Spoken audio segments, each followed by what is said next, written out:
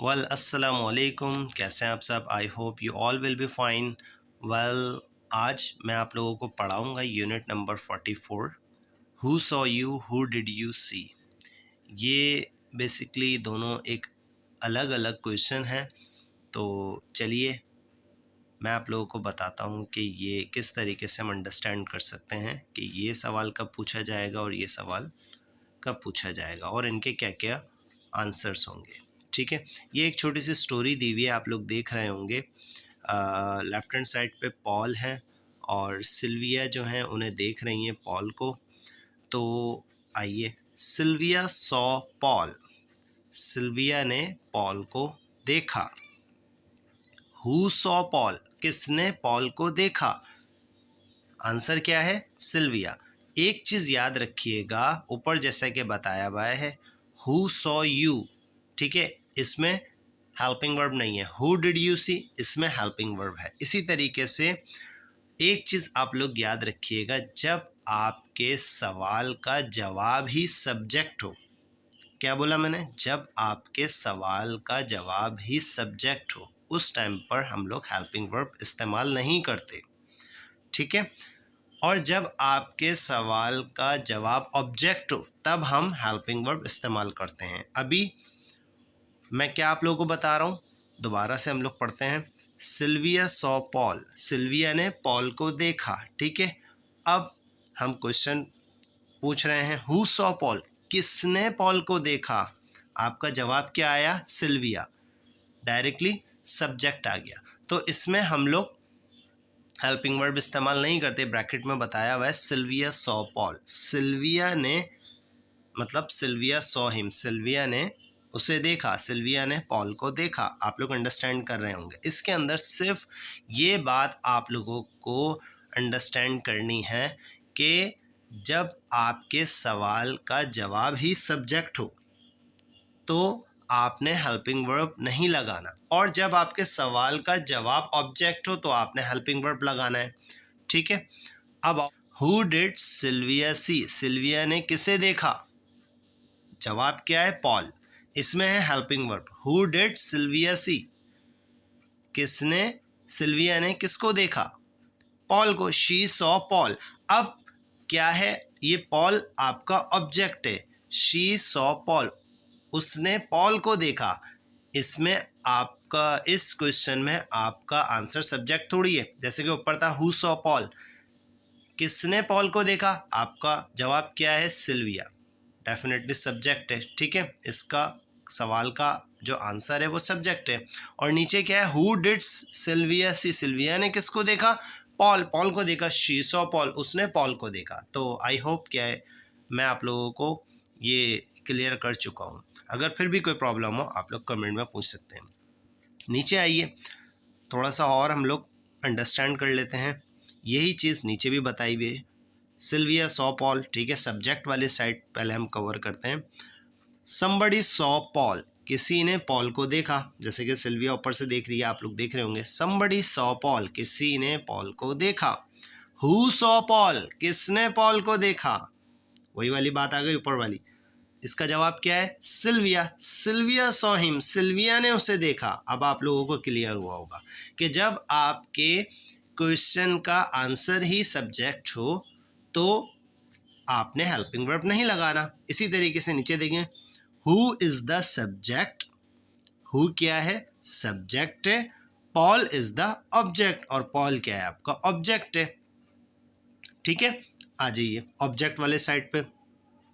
Object वाली side पे जब हम आएंगे तो सिल्विया सॉ समबडी, सिल्विया ने किसी को देखा। ठीक है, who did Sylvia see, Sylvia ने किसको देखा, पॉल।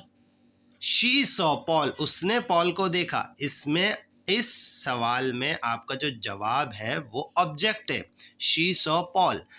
नीचे आइए, who is the object and Sylvia is the subject. ठीक है, आइए थोड़ा और आप लोगों को क्लियर कर देता हूँ। बी पार्ट की तरफ जब हम आएंगे, बी पार्ट में बताया हुआ है in these questions who what is the subject. इन सवालों में हु और व्हाट क्या है, सब्जेक्ट है। जैसे कि who lives in this house, इस घर में कौन रहता है। Definitely somebody lives in it। या जैसे कि for example who lives in this house, इस घर में कौन रहता है? Kamran lives in this house. आपके सवाल का जो जवाब है वो आपका सब्जेक्ट है, ठीक है, कामरान, ठीक है। somebody lives in it, who, कोई भी आप बता दें। ये नहीं होगा, नॉट ब्रैकेट में बताया what does live, इसमें हेल्पिंग वर्ब नहीं लगेगा, ठीक है। जैसे कि what happened, क्या हुआ, is equal to somebody happened, कुछ हुआ है, कुछ भी हो सकता है, एनीथिंग कैन बी हैपन, ठीक है। इस सवाल का भी जवाब आपका सब्जेक्ट ही होगा, ठीक है। ये नहीं होगा जैसे कि ब्रैकेट में बताया हुआ है व्हाट डिड हैपन, क्या हुआ, हेल्पिंग वर्ब नहीं आएगा इसमें, ठीक है। थर्ड वन है व्हाट्स हैपनिंग, क्या हो रहा है, what's is equal to what is.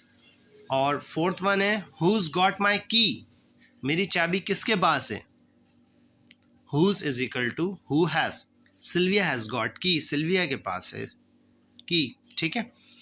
In this question who what in the object, इन सवालों में हु और व्हाट जो होंगे ऑब्जेक्ट होंगे। ऊपर में ऊपर वाले जो सवाल थे उसमें हु व्हाट सब्जेक्ट थे, और ये जो नीचे वाले अब सवाल हैं उसमें हु व्हाट ऑब्जेक्ट होंगे। जैसे कि who did you meet yesterday, आप कल किससे मिले थे, is equal to you met somebody, you met your friend, आप अपने दोस्त से मिले थे, ठीक है। इस सवाल का जो आंसर है वो ऑब्जेक्ट है, ठीक है। सेकंड क्वेश्चन है व्हाट डिड पॉल से, पॉल ने क्या कहा था, पॉल सेड समथिंग, पॉल ने कुछ कहा था, पॉल सेड समथिंग, कुछ भी कह सकती है, ठीक है। थर्ड वन है हु आर यू फोनिंग, आप किसको फोन कर रहे हो। फोर्थ वन है what was Sylvia wearing, Sylvia क्या पहन रही है, Sylvia is wearing new dress. अब कंपेयर करते हैं सब्जेक्ट को और ऑब्जेक्ट को। जैसे कि George likes oranges, George oranges पसंद करता है। हु लाइक्स ऑरेंजेस, कौन पसंद करता है ऑरेंजेस, डेफिनेटली जॉर्ज। तो समझ में आई अब आपको बात।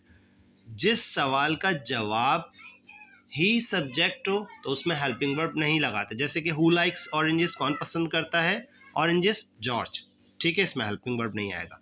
What does George like, George क्या पसंद करता है, ऑरेंजेस। अब इस सवाल का जो आपका जवाब है वो ऑब्जेक्ट है, ठीक है। इसी तरीके से जिल वॉन्स सम मनी, जिल ने कुछ पैसे जीते। हु वॉन्स सम मनी, किसने पैसे जीते थे, जिल, डेफिनेटली जिल ने, ठीक है। व्हाट डिड जिल विन, 100 pounds। सी पार्ट में है use who for people somebody, use word for things ideas etc something. मतलब ये है कि हु इस्तेमाल होता है किसी शख्स के लिए, ठीक है, और वर्ड इस्तेमाल होता है चीज़ों के लिए। जैसे कि who is your favourite singer, आपका फेवरेट सिंगर कौन है। What is your favourite song, आपका फेवरेट सॉन्ग कौन सा है। तो आई होप कि आप लोगों को ये क्लियर हो गया होगा यूनिट नंबर 44। अगर फिर भी किसी भी किस्म की प्रॉब्लम हो तो आप लोग कमेंट बॉक्स में कमेंट करके पूछ सकते हैं। और रेमंड मर्फी की आप लोग बुक परचेज़ कर लें ताकि आप लोग साथ साथ इसकी एक्सरसाइज भी कर लें। और एक्सरसाइज मैं इसलिए भी नहीं समझाता हूँ क्योंकि एक्सरसाइज बहुत ही इजी हैं, और आप लोग ख़ुद प्रैक्टिस जब आप करेंगे एक्सरसाइज करने की तो आप लोगों की जो है ग्रामर और इंग्लिश जो है काफ़ी बेहतर होगी, और आप लोगों को अच्छे से आपका टॉपिक समझ में भी आएगा। तो इंशाल्लाह मिलते हैं नेक्स्ट वीडियो में। Till then take care.